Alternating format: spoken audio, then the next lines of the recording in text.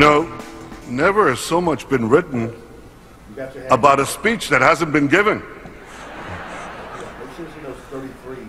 And I'm not going to speak today about the content of that speech, but I do want to say a few words about the purpose of that speech.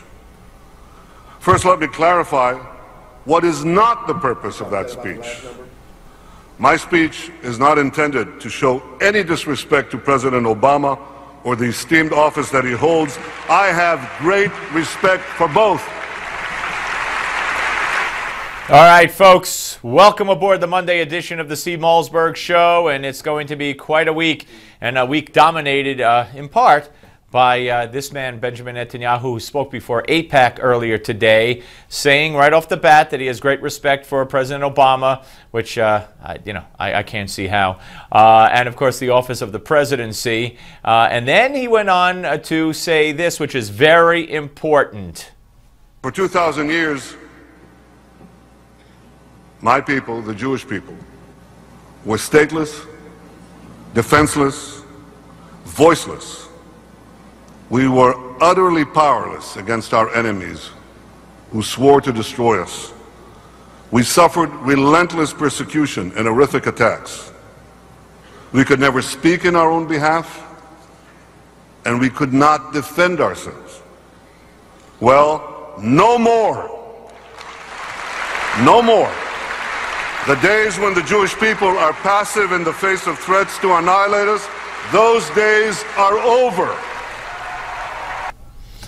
And I believe there he was sending a message to President Obama as well. Now, there were reports, and we're going to have the writer of the report from appeared in an Israeli newspaper after it appeared in a Kuwaiti newspaper.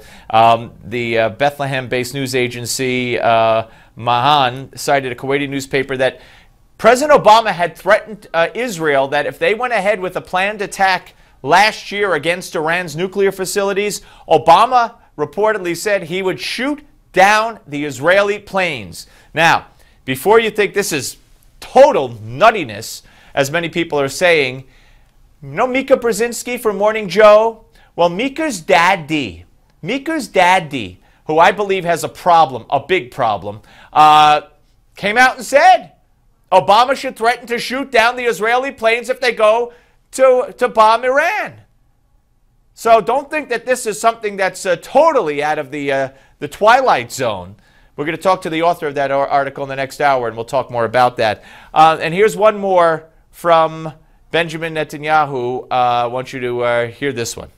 In 1948, Secretary of State George Marshall opposed David Ben-Gurion's intention to declare statehood. That's an understatement. He vehemently.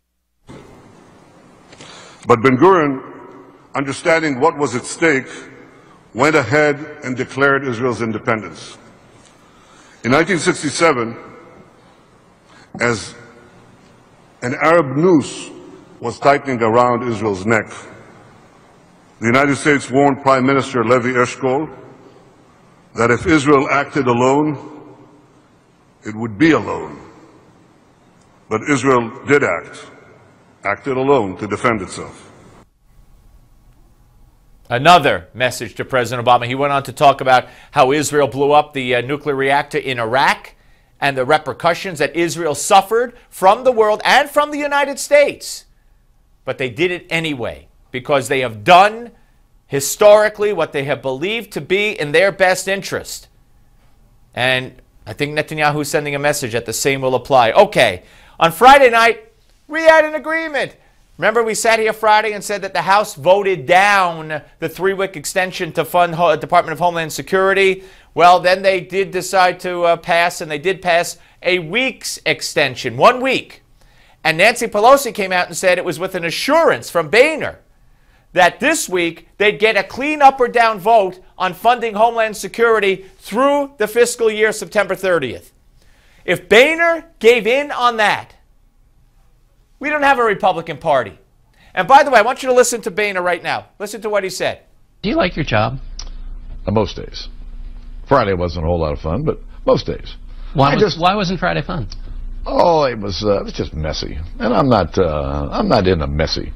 But Listen, I enjoy being in a legislative body. I enjoy all the personalities, and I've got a lot of them. Yeah, you've got a lot of them. I think you personally have a lot of them. Here's the deal, folks. I keep hearing that it's unconstitutional what the president's doing. He's breaking the law. He's unconstitutional. He's trampling on the Constitution. A lawsuit isn't the answer to that. Withholding funding isn't the answer to that. If this is what the Speaker believes and the congressmen believe, then it's their duty to impeach him. That's their duty under the Constitution. John Gizzi's next. Don't go away.